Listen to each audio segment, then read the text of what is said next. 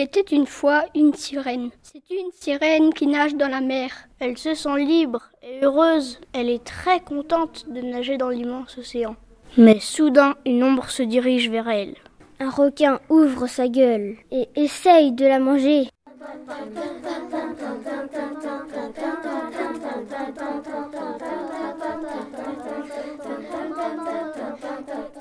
Mais la sirène est rapide. Mais malgré tout, elle reçoit un coup de dent sur sa queue. Elle s'enfuit et une fois abri de tout danger, elle se rend compte qu'elle a très mal à sa queue. Elle doit trouver un remède. Elle nage en direction de la surface. Elle voit un bateau et se dirige vers lui.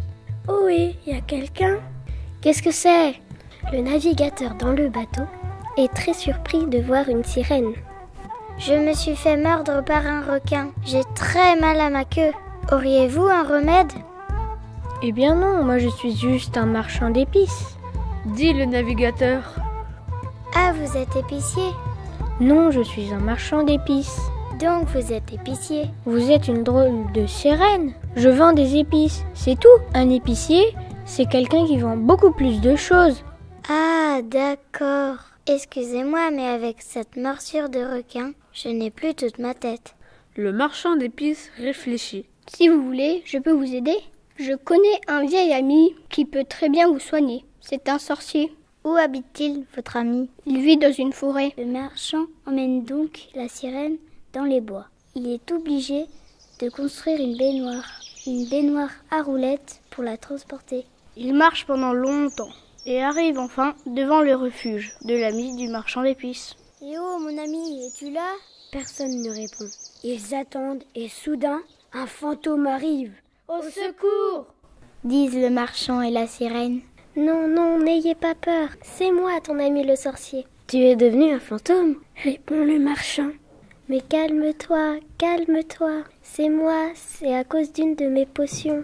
Quand je l'ai bu, je me suis transformée en fantôme. La sirène a très peur. Elle est venue voir ce monsieur pour boire une potion. Mais elle n'a pas envie de se transformer en fantôme. Eh, mais moi je suis une sirène. Je ne veux pas que votre ami me transforme en fantôme. Vous êtes sûr qu'il peut m'aider? Le marchand d'épices est toujours très surpris de voir son ami devenu un fantôme.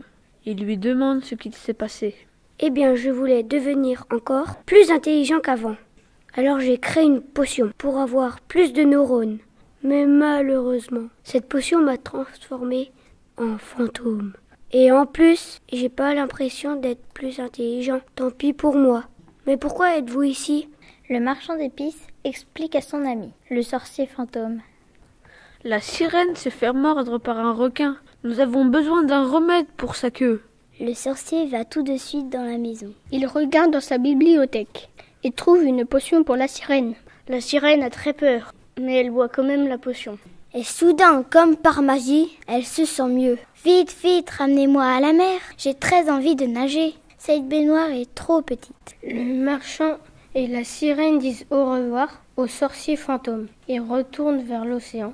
Ah, monsieur l'épicier, je suis très contente de t'avoir rencontré. Mais arrête de dire que je suis un épicier. Je suis un marchand d'épices. Des épices? Oui, des épices. Comme par exemple... de la muscade, du poivre, de la cannelle, du curcuma, des clous de girofle, du cumin, du rasé à la mousse, du tandoori, du curry. La sirène retourne chez elle. Depuis, elle fait très attention de ne pas recroiser un requin. Et quand elle cuisine, savez-vous ce qu'elle utilise? Des épices. Fin de l'histoire.